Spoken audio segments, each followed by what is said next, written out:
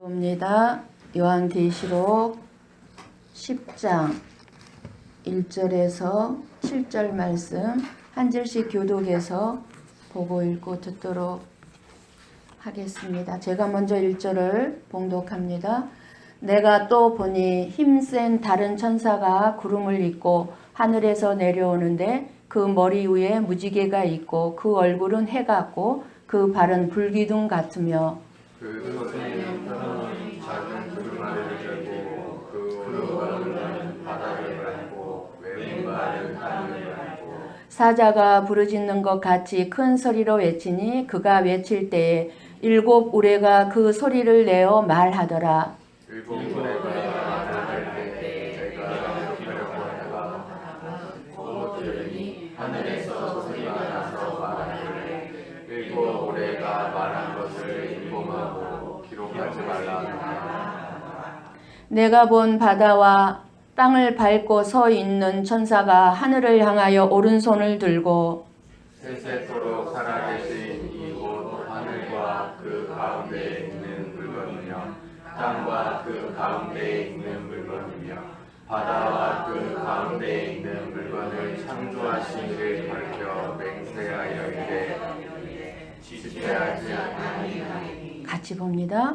일곱째 천사가 소리내는 날 그의 나팔을 불려고 할 때에 하나님이 그의 종 선지자들에게 전하신 복음과 같이 하나님의 그 비밀이 이루어지리라 하더라. 아멘. 아멘. 우리는 아는 것보다 모르는 것이 비교가 안 될 만큼 훨씬 모르는 것이 많이 있습니다.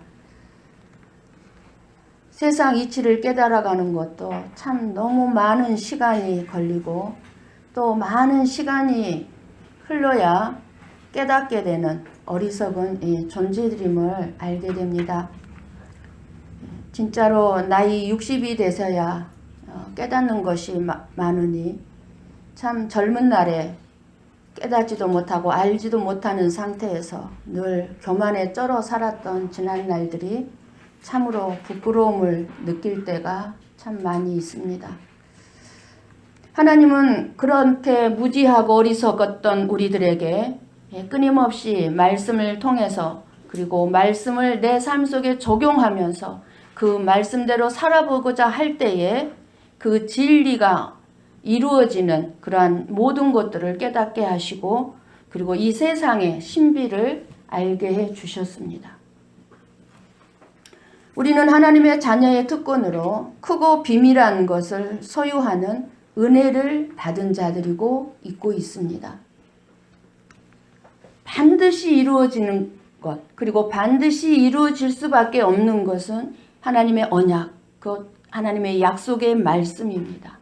이 하나님의 언약, 하나님의 약속의 말씀을 믿는 저와 여러분이 되시기를 축복합니다. 하나님의 말씀을 읽고 깨닫는 데는 세 가지가 있습니다. 말씀이 실제적으로 일어났고 일어나게 될 역사적으로 풀어서 해석하는 방법이 있습니다. 구약은 거의 역사 기록이 많죠. 그것을 이스라엘 역사, 세계의 역사 속에서 다 나타나는 역사적인 사실입니다. 그런데 하나님의 말씀이 기록이 되어 있는데 이 말씀대로 이 역사가 다 이루어졌다는 것입니다.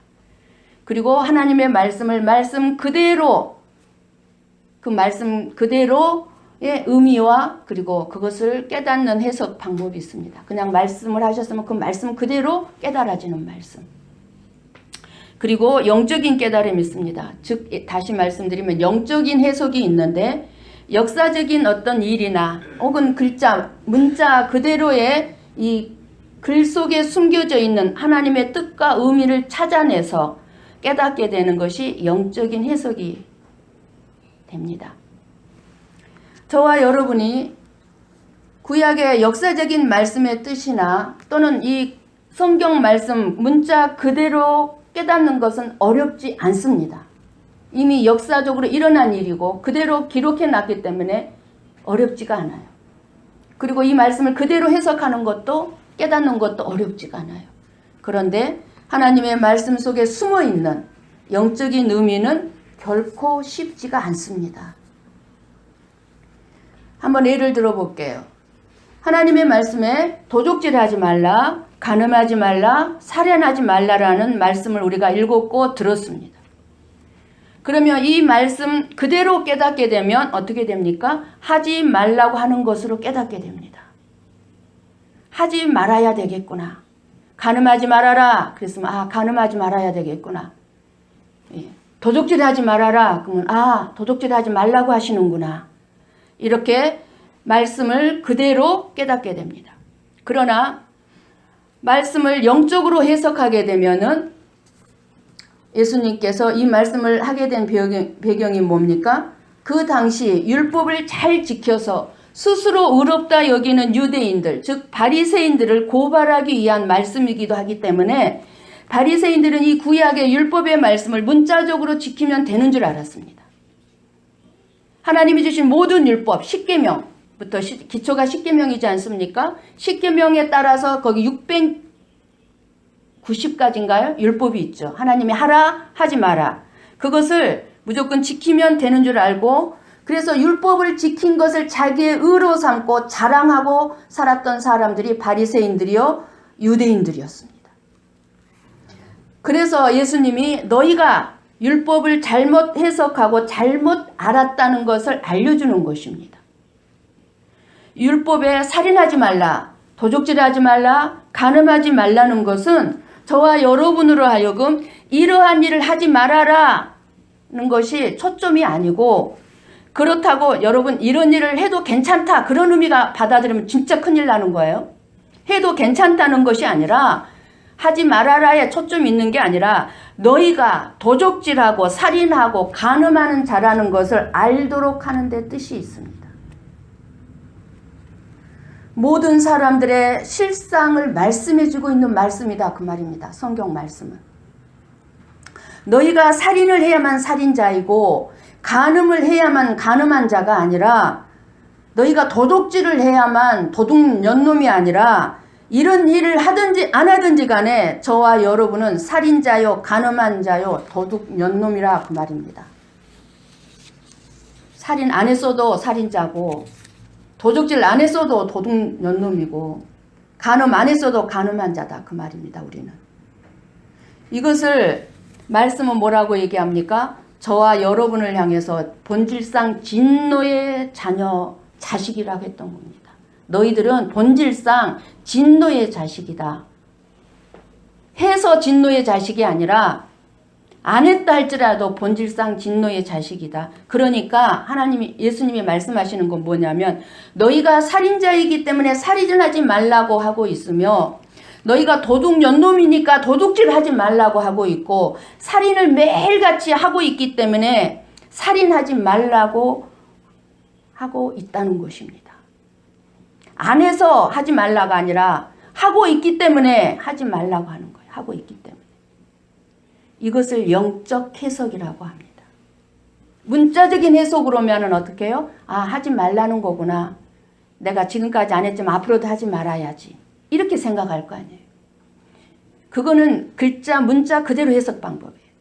그 말씀 속에는 깊은 뜻이 하나님의 뜻이 숨어있는 이 영적 해석까지 가야 된다 그 말입니다. 그러니 너희들이 살인하지 않았고 간음하지 않았고 도둑질하지 않았다고 잘난 척하지 말고 교만하지 말아라 그 말입니다. 드러난 행동으로. 너희가 바로 살인하고 도둑질하고 간음하는 죄인들이라고 알려주는 말씀입니다. 마귀는 언제나 하나님의 말씀을 세상적으로 해석하게 만들고 영적인 의미를 모르게 만들고 그저 육신적으로 그저 문자적으로만 해석하게 만들어서 깨닫지 못하게 하고 그리고 육적이고 세상적인 깨달음만으로 만족하게 만들고 있는 것이 마귀의 계략이요 전략입니다. 그래서 마귀는 끊임없이 성경을 보라 합니다. 들으라 합니다. 그러나 무엇을 못하게 합니까? 이것을 깨닫게 하기 위한 기도만큼은 죽으라고 우리의 입을 틀어 막습니다. 그래서 여러분 기도는 쉽지가 않습니다. 말씀 읽는 거는 쉽습니다. 교회에 나와 앉아서 설교 듣는 거 쉽습니다. 그러나 깨닫는 길까지는 들어가지 못하게 합니다. 그리고 교인들로 하여금 착하게 살게 해서 예수를 믿지 못하게 합니다. 자기 의에 가려서 자기가 바리새인들처럼 정말 하나님을 잘 믿는 것처럼 착각하게 하고 올바르게 예수님을 믿지 못하도록 감추어 버리는 것입니다. 그래서 교회 안에는 수많은 교인들이 나만큼만 예수 믿어봐 이런 사람들이 많아요. 왜? 겉으로 보기에는 죄 짓는 게 없어요. 한번 우리 고린도 전서 2장 13절 14절 말씀을 봅니다. 13절 14절 우리 천천히 보고 읽고 듣도록 합니다. 우리가 이것을 말하거니와 사람의 지혜가 가르친 말로 아니하고 오직 성령께서 가르치신 것으로 하니 영적인 일은 영적인 것으로 분별하느니라. 육에 속한 사람은 하나님의 성령의 일들을 받지 아니하나니 이는 그것들이 그에게는 어리석게 보이며 또 그는 그것들을 알 수도 없나니 그러한 일은 영적으로 분별되기 때문이라. 말씀합니다. 교회에 나온다고 해서 영적인 사람이 다 아니에요. 거의가 육신에 속한 사람이에요. 그래서 하나님은 저와 여러분에게 선하게 사느냐 선하게 살지 않느냐 못돼 먹게 사느냐 그거에 관심이 있는 것이 아니라 오직 본질상 진노의 자식에 불과하기 때문에 하나님의 아들 오직 예수 그리스도를 알고 믿느냐만 보시는 겁니다. 우리에게서. 저와 여러분이 진짜 예수 그리스도를 알고 믿는다면 내가 내 힘으로 말씀을 지키려고 아무리 몸부림친다 할지라도 지킬 수 없는 자들이지만 그러나 예수 그리스도만을 정말 사랑하고 정말 그분을 사랑함으로써 오는 올바른 믿음, 올바로 알고 올바로 믿는 믿음을 가지고 있으면 내 안에 계신 예수님이 내 대신 모든 일을 행하시기 때문에 쉽게 지킬 수 있는 것입니다. 내가 몸부림칠 필요가 없다 그 말입니다. 지키기 위해서. 그게 무슨 말입니까? 오늘 예수님이 말씀하신 제가 묵도할 때 말씀하신 내 멍에는 쉽고 내 짐은 가벼움이라 이 말씀이 그 말씀이에요. 너희들이 나와 함께 내 멍에를 지면 너희들이 힘들게 할 일이 아니라 쉽고 가볍다 그 말이에요. 그래서 하나님의 말씀은 먼저 역사적으로 일단 해석을 하시고 그리고 말씀 그대로 문자 그대로 해석을 하시고 결론적으로 영적인 해석을 통해 이 말씀이 이렇게 해석은 되는데 영적으로 나에게 무엇을 깨닫게 하고자 하시는가 그런 영적인 깨달음을 통해서 많은 오해와 잘못된 해석이나 잘못된 깨달음에서 벗어날 수 있어야 합니다. 그러니까 성령의 감동으로 바르게 해석을 하면 예수 그리스도와 자기 백성을 구원하는 이야기로 해석이 됩니다. 성경은 구약의 창세기부터 요한계시록까지 예수 그리스도에 대한 이야기요. 자기 백성을 구원하는 이야기입니다. 자기 백성을 구원하는 이야기. 그런데 요한계시록이나 다른 성경 말씀 설교나 말씀을 들으면서 여러분이 불안해한다거나 두려워한다고 하면 그것은 잘못된 설교이거나 아니면 여러분이 설교의 핵심을 놓치고 잘못 듣고 있음을 알아야 합니다. 그래서 이단들이 요한계시록 말씀을 통해서 많은 사람들을 미혹해서 불안과 공포를 조장해요. 그리고 교주에게 묶이게 만들어버려서 멸망의 길로 빠지게 하는 것입니다. 모든 재산을 다 바치게 만들고 교주의 말이 바로 하나님의 말처럼 생각하고 하나님의 말씀은 요한계시록도 우리에게 소망이요 평안을 준다는 것을 알아야 합니다. 사랑하는 성도 여러분, 장차 있을 최후의 심판의 날은 노아의 대홍수 때보다 더 두렵고 떨리는 날이 될 것입니다. 그날에는 하늘이 불에 타서 풀어지고 체질이 뜨거운 불에 녹아질 것입니다. 뿐만 아니라 그날에는 주를 영접하지 않은 수많은 불신자들이 의식이 있는 살아있는 것보다 더 뚜렷한 의식이 있는 영원한 지옥불에 던져짐을 당하게 될 것입니다. 그러나 하나님의 인침을 받은 성도들은 최후의 심판 가운데서도 소망을 가져야 합니다. 왜냐하면 하나님께서는 죄악이 간영한 이 세상에 대해서는 무서운 진노의 심판을 내리시지만 하나님을 경외하는 백성들에게는 한없이 자비하시고 한없는 긍휼하심으로 우리를 돌봐주시고 구원해 주실 아버지이시기 때문입니다.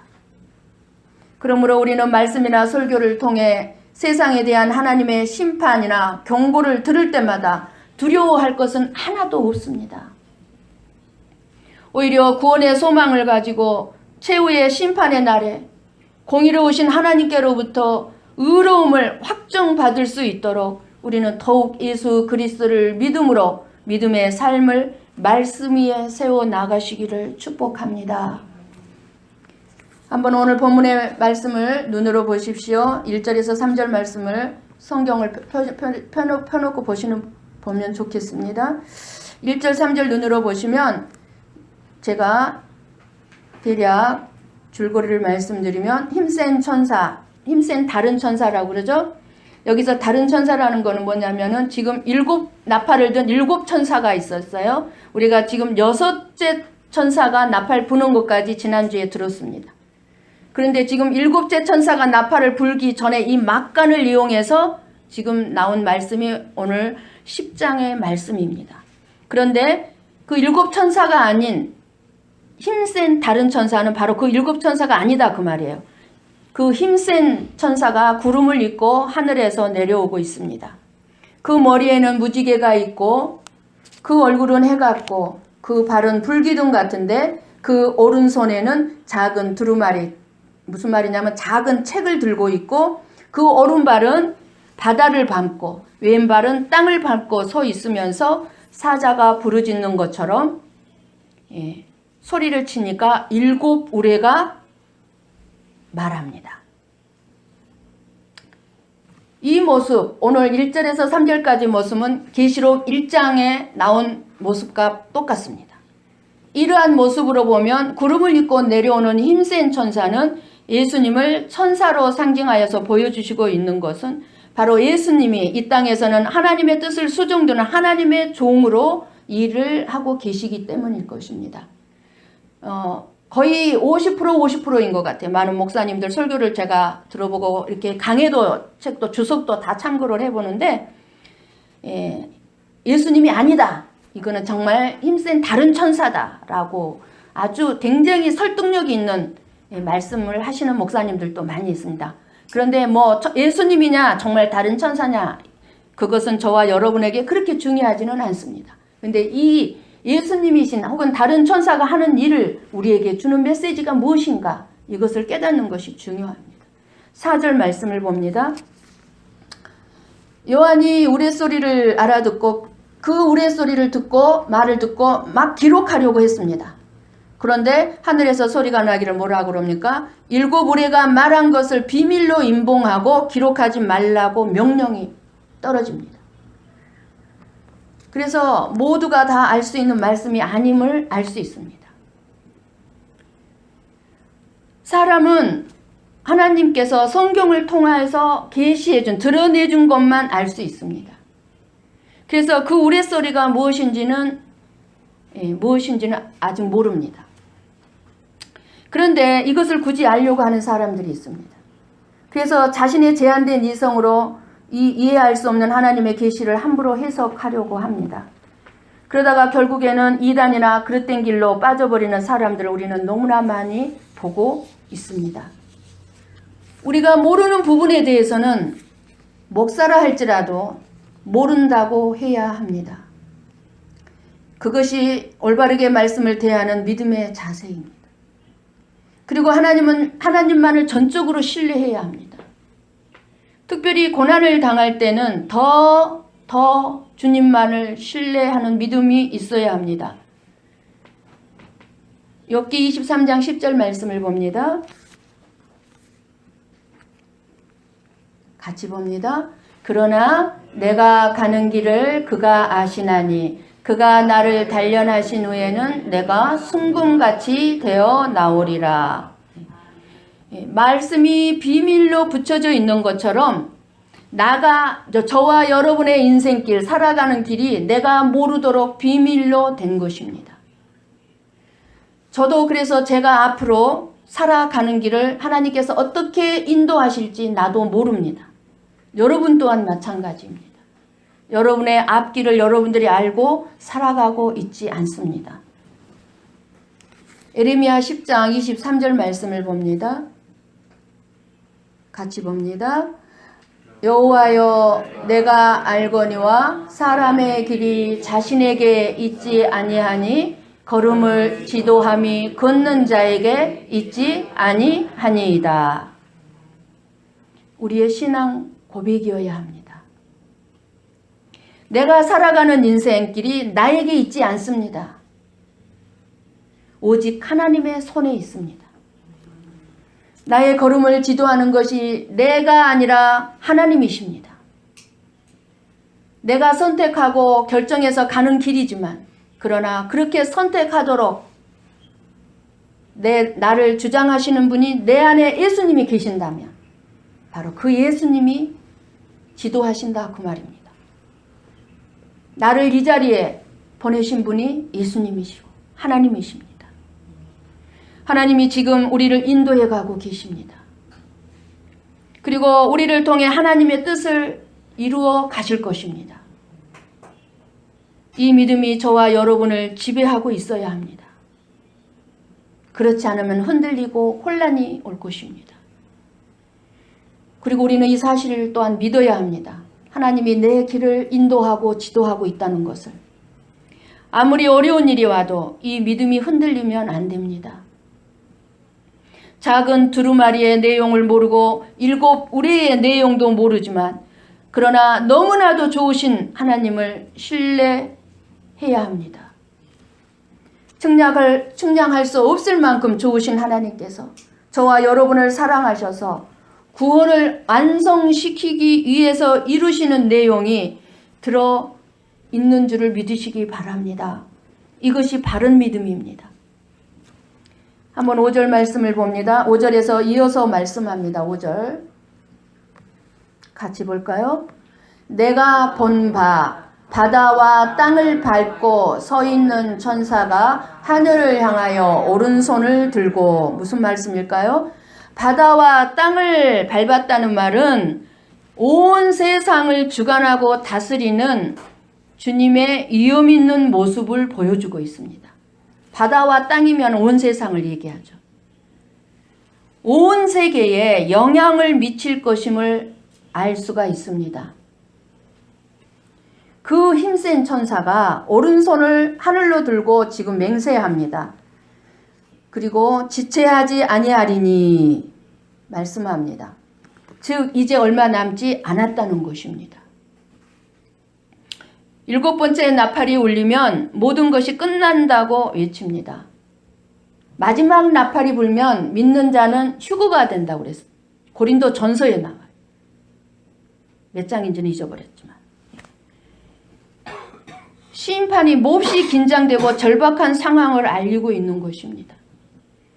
하나님의 비밀이 지체하지 않고 이루어지리라고 말씀합니다. 여기에서 하나님의 비밀은 마지막 종말에 관한 하나님의 계획을 의미할 것입니다. 그러므로 오늘 본문은 이 세상의 마지막 종말이 임박했음을 알려주시는 말씀입니다. 지금까지 요한계시록을 통해서 지금 이 세상에 돌아가는 것들을 다 살펴봤어요. 얼마나 마지막 때인가를 성경이 기록해 놓은 말씀을 통해서 우리는 확인하고 들었습니다. 이제 더 이상 시간이 없다는 것입니다. 지금 현재 예수님 때문에 고난받고 억울함을 당하고 예수님 때문에 손해를 보고 예수님 때문에 희생을 하고 있다면 생각해 보기 바랍니다. 그리고 이 말씀이 기록되고 선포되던 초대교회, 지금 사도 요한이 밤모섬에 갇혀서 이 환상을 보고 그 주위에 있는 수많은 믿음의 사람들을 한번 생각해 보면서 말씀을 들으시기 바랍니다. 극심한 박해로 많은 성도들이 고난 속에서 제대로 먹지 못하고 입지 못하고 공포 속에서 살아야 한 것 같이 지금 현재도 고난을 겪고 있고, 초대교회 많은 성도들이 믿음을 지키다가 고난을 받고 죽어간 것 같이 지금도 많은 성도들이 억울함을 겪고 있고, 예수님 때문에 희생을 해야만 하고 손해를 보는 삶을 살고 있다면, 그런 사람들은 속히 주님이 오시기를 간절히 간구하는 삶을 살게 될 것입니다. 사도 요한 당시에 초대교회 성도들은 예수님 때문에 죽임을 당하고 이루 말할 수 없는 환난을 당했기 때문에 지체하지 아니하리니 내가 속히 가리라 한 이 말씀이 그들에게는 어떠한 말씀으로 들렸겠습니까? 초대교회 성도들이 드리는 기도의 주 내용이 무엇인지를 알고 계실 것입니다. 주여, 어느 때까지입니까? 주여, 내가 어느 때까지 이 고난 속에 살아야 되겠습니까? 주여, 내가 어느 때까지 손해만 보고 억울한 일을 겪으며 살아야 되겠습니까? 초대교회 성도들의 인사는 마라나타, 주 예수여 어서 오시옵소서. 어서 오십시오, 예수님. 이런 성도들에게 있어서 하나님께서 지체하지 아니하리라는 이 말씀은 놀라운 위로이자 승리요 기쁨과도 같은 말씀이었을 것입니다. 지체하지 아니하리라. 주 예수여 어서 오시옵소서. 여러분의 기도 가운데 주 예수여 어서 오시옵소서 하는 기도가 있습니까? 지체하지 아니하리라 이 요한계시록의 말씀을 들을 때마다 여러분의 마음속에 소망이 되고 위로가 되고 있습니까? 이 천사의 맹세는 이 세상의 종말에 대한 하나님의 심판이 반드시 이루어질 것이라고 하는 확고한 말씀입니다. 힘센 천사의 말에 나오는 하나님의 비밀은 하나님이 계시하지 아니하신 그 날과 그때, 곧 역사의 마지막 날과 마지막 때를 말씀합니다. 비밀이죠. 아무도 몰라요. 뭐라고 말씀합니까? 마태복음 24장 36절 말씀입니다. 같이 볼까요? 그러나 그날과 그때는 아무도 모르나니 하늘의 천사들도 아들도 모르고 오직 아버지만 아시느니라. 예. 사도행전 1장 7절 말씀 이어서 봅니다. 같이 봅니다. 이르시되 때와 시기는 아버지께서 자기의 고난에 두셨으니 너희가 알 바 아니요. 예. 마지막 때와 마지막 시기는 하나님이 자기의 고난에 두셨습니다. 예수님도 모른다고 했어요. 그러므로 그때와 그 시기는 하나님이 감추신 비밀이기 때문에 아무도 알 수가 없습니다. 그래서 기록하지 말라 하신 거예요. 그러나 이제는 마지막 때가 하나님의 비밀로 남아있지 않게 되었습니다. 이제 천사가 7째 나팔을 불게 되면 비밀이 없이 다 드러날 것입니다. 그때가 그 시기 때문에. 예수님이 장차 될 일을 기록한 두루마기를 펴셨기 때문입니다.